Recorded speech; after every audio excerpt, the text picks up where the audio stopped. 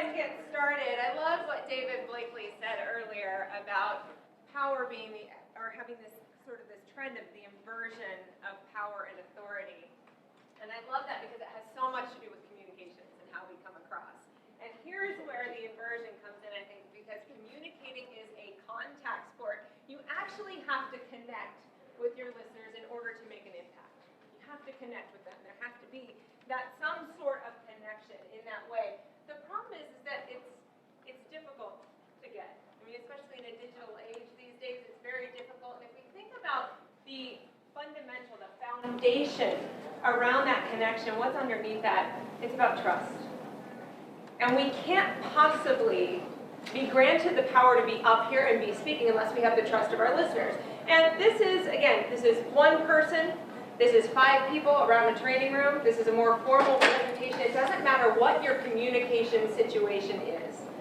You have to engender that trust. And our challenge as communicators is to engender trust and believability that our listener has in us. But there's some bad news around this. Francis Fukuyama is a political economist. He wrote a book called Trust. And in it, he cited a longitudinal study. He asked a really simple question of his sample population. He said, do you trust most people? Simple, easy question. He asked it in 1960 first. And in 1960, it was relatively high. Almost 60% of people said, yes, I trust most people. What do you think happened when he asked that question again in 1993? It's got to be down, right?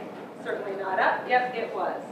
It was down to 37%. Now, he hasn't done his study again. We can only wonder where it is now in 2013. But we've got plenty of other barometers around that show us what that is. There's the Element Trust Barometer that says that only 15% of the U.S. population trusts business leaders.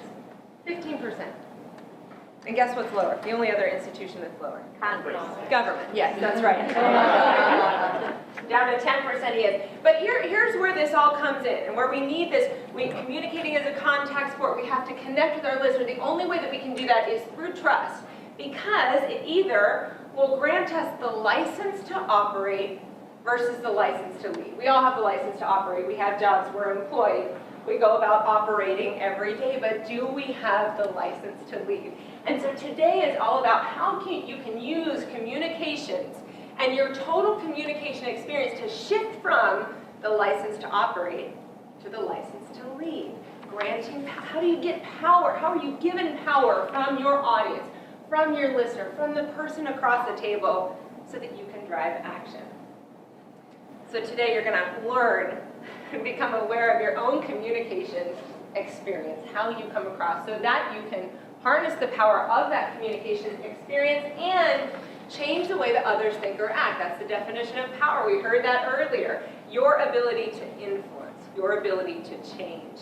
And when we think about that holistically, so we're going to, in a very short amount of time here today, we're going to cover 3 main things. We're going to talk about how you build this trust, how you get that connection as the messenger.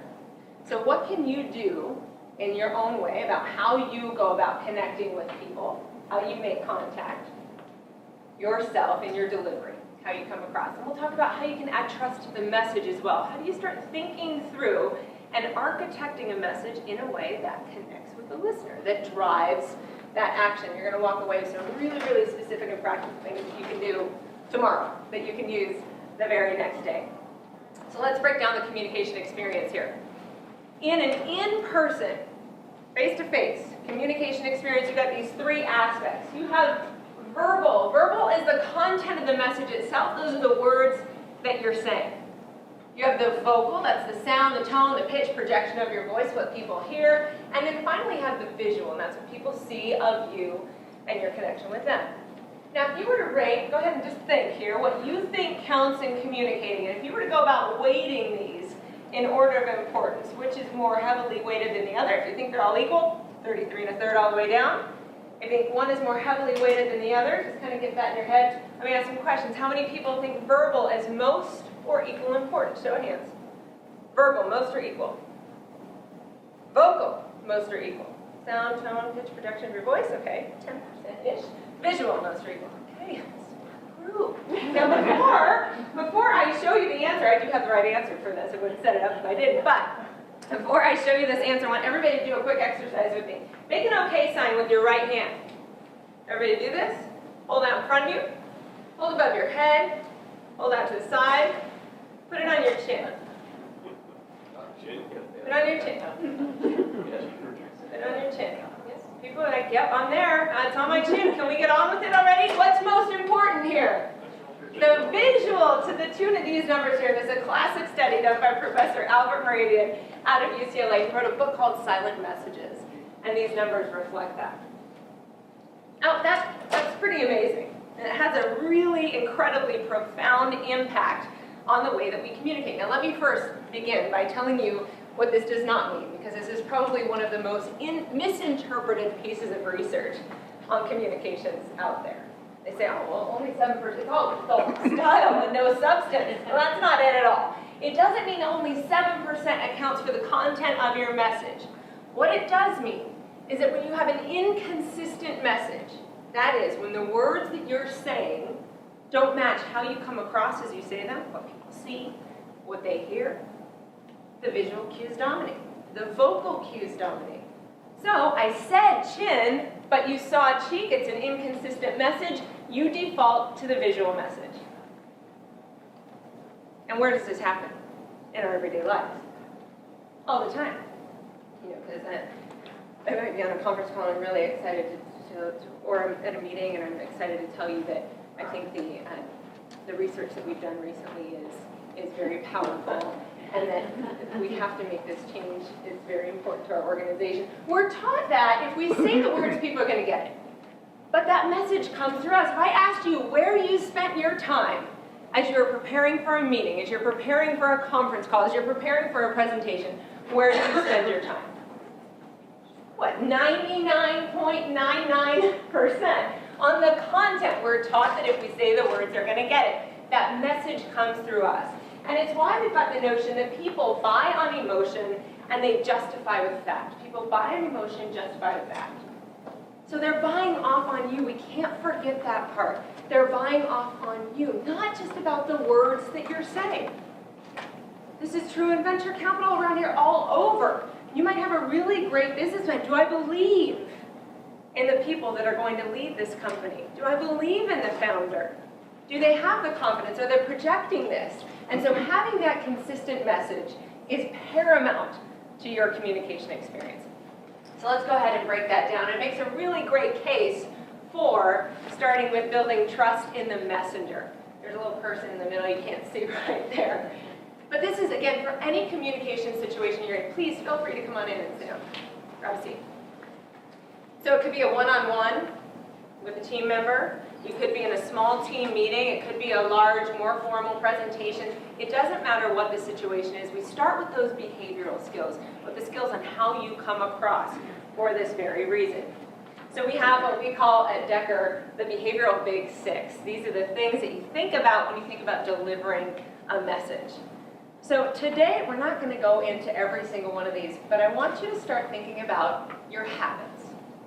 What are your habits in each of these areas? And here's the problem with habits. You probably don't even know what you are doing in some of these areas. And so we do, in our coaching, we do a lot of video feedback that show people very plain and simple some of those habits that might be detracting from their communication experience. I'm just going to take one here today, and I'll show you a clip, an example of sort of all of them coming together. But first is connection, and that's eye communication. So how do you achieve that connection with your listener? You do it through eye communication.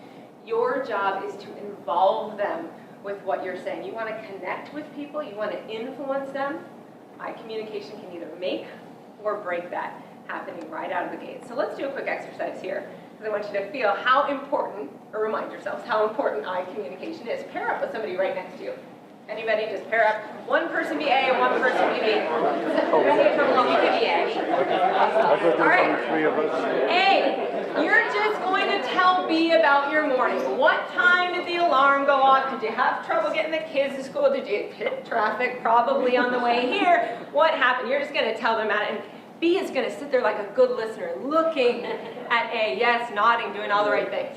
About halfway through, I'm going to say, B, look away. B, your job is to look anywhere but at A while they continue talking to you. And then we'll switch and see what happens. All right, A's, go. Let's take it in a couple different directions. How did it feel to be the person speaking and suddenly have your listener not there? Lose track. Weird, lost track. How many people lost track? How many people lost your train of thought? Like, we were here and now there's nothing. Okay, well, and by the way, some people, we have had situations where spouses have been in here together. This is so easy for me because I never do it anyway.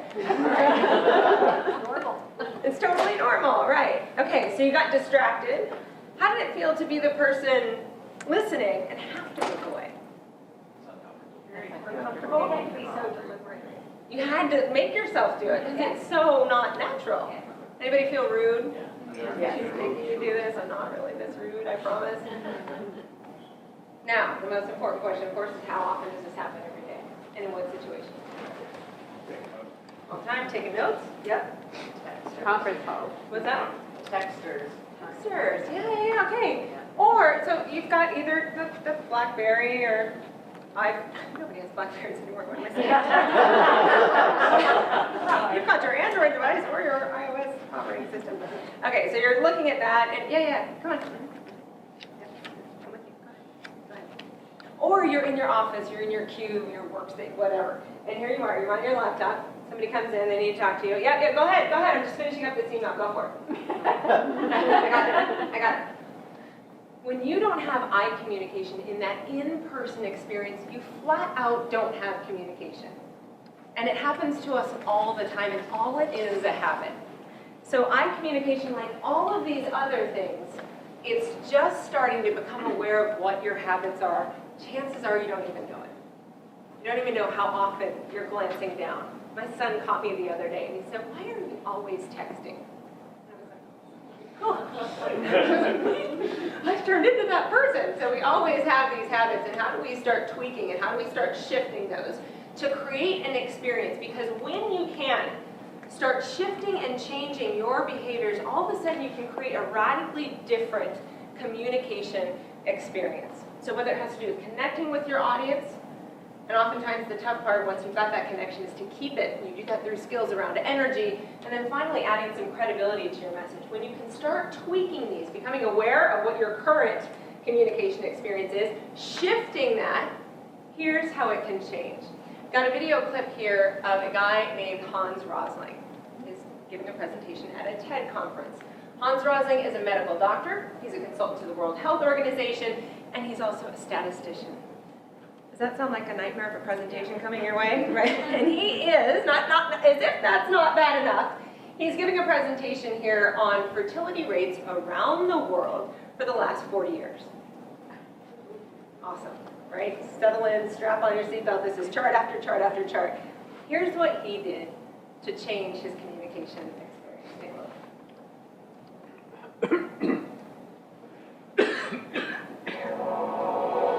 I put fertility rate here, number of children per woman, 1, 2, 3, 4, up to about 8 children per woman. We have very good data since 1960 about, on the size of families in all countries. The error margin is narrow. Here I put life expectancy at birth, from 30 years in some countries up to about 70 years. And 1962, there was really a group of countries here that was industrialized countries, and they had small families and long lives. And these were the developing countries. They had large families and they had relatively short lives.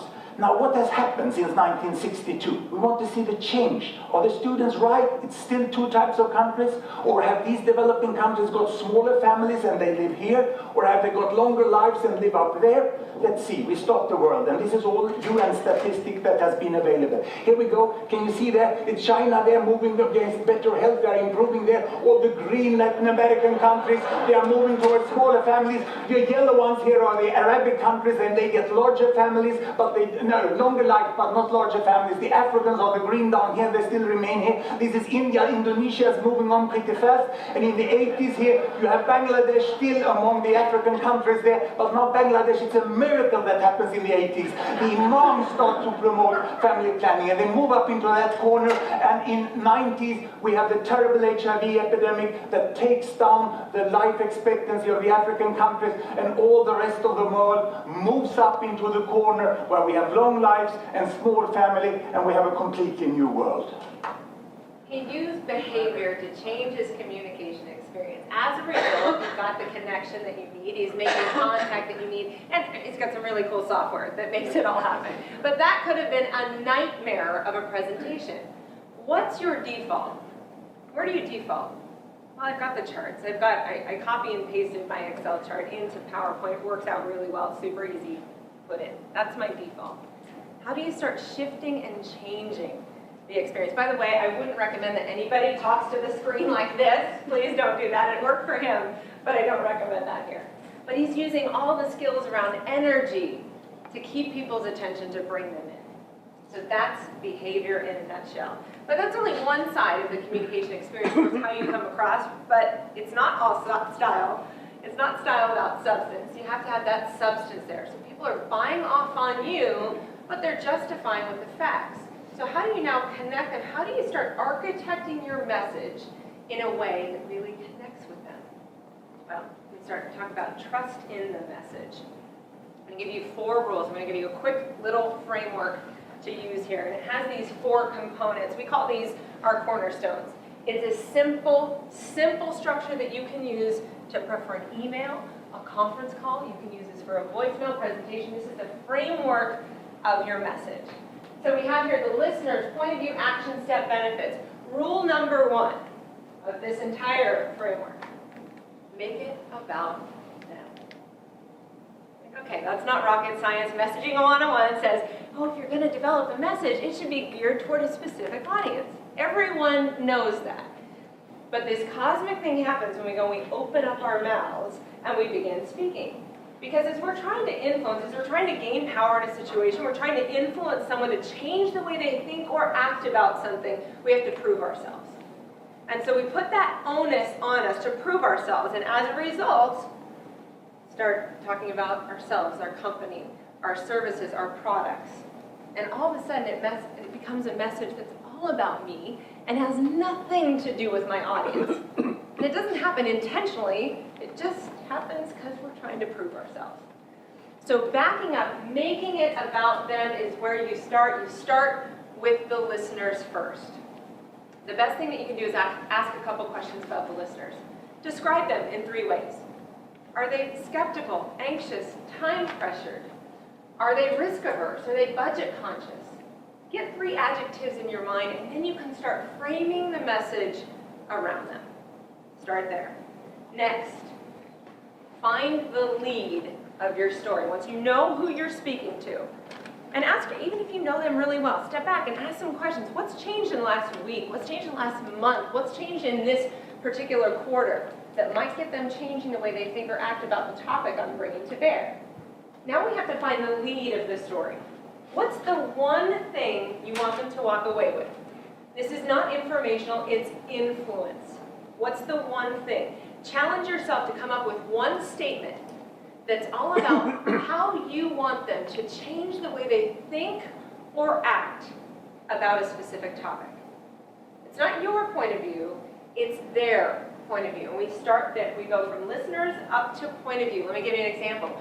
We were coaching a CEO, and he was trying to get final approval from his board on an acquisition. So he goes to the board, he thinks his point of view is, it's a good fit for us. It's a good fit for us. But then I started asking him, okay, is there anything more behind that? What's going to get me to care as a listener? I'm on the board.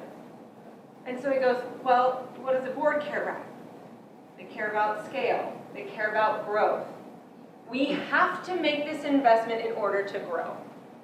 So shifting from something that means something to him to something that means something to them. Find the lead of your story. Challenge yourself. One phrase, one statement. That's all you get. Hardest thing to put into one tight box.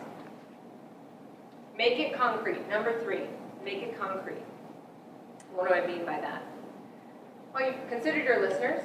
You've got them going in one solid direction. Give them something to do. So here's where the action comes in. Step number 3 here, action is absolutely critical. Even the most seasoned salespeople that we work with let people off the hook too early. What do I have to do? Where do I have to go? Do I have to compare, contrast? Do I have to pilot something? What do I have to do? If I buy off on your point of view as your listener, What's next? Where do I have to go? That's your point of accountability. And it also helps make it so concrete in their mind that it appeals to that logical side. The logical side of our brain is, what do I do next? What's the path to get there? So it appeals to the logic. Then, if we talk about logic, we have to talk about emotion. You've got to make me care about it. As a listener, make them care. I love this saying, logic makes you think and emotion makes you act.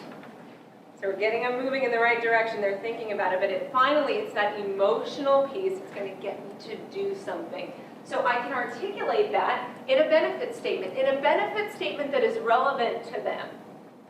So the best way to come up with something really great and meaningful for your audience, go back to how you describe them. If you describe them as risk averse, present them with a benefit that's going to give them peace of mind. If you describe them as budget conscious, present them with a benefit on how they can leverage an existing investment. And to the extent that you can drive that benefit down to the individual level as much as possible, as opposed to more ROI, we've got top line growth. Don't just cop out on those corporate benefits, but get down to the individual level. Maybe it's about making someone a hero in their organization. You are finally going to be able to drive this project to completion when you do this. So 4 things.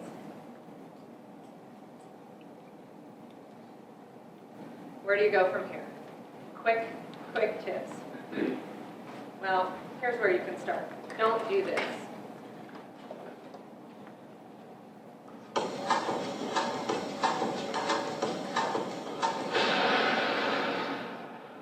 Oh, that's not good. Oh, I don't need this. I'm already late. Somebody will come. Anybody out there? Telephone. No. Sorry. Somebody! Hello? There are 2 people stuck on an escalator and we need help. Now, would somebody please do something?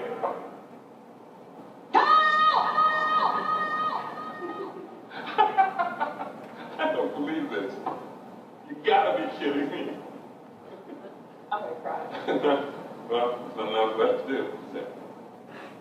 There is. You can take 1 step. That's all you need to do here. So remember that communicating is a contact sport. You've got to connect with your listener. You have a couple ways to do that. You can do that through the behavioral skills, how you come across, how you reach them.